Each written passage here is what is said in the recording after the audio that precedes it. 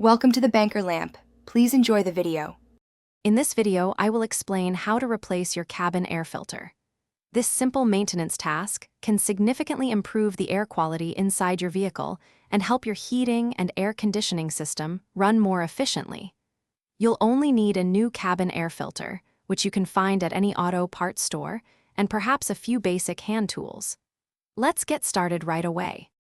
First, open your passenger side glove box and make sure it's completely empty. Next, you'll need to locate and detach the two stopper pins, usually one on each side, that hold the glove box in place. These often just pop out by squeezing or prying them inward. Once released, gently lower the glove box down.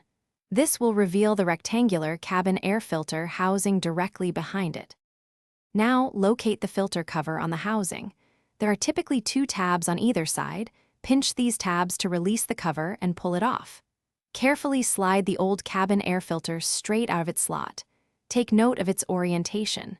When installing your new filter, ensure the airflow arrow on the filter points downwards, towards the vehicle's floor. Slide the new filter firmly into the housing. Finally, reattach the filter cover, making sure the tabs click securely into place. Then, lift the glove box back into its upright position and reinsert the stopper pins to secure it. Close your glove box, and you're all done.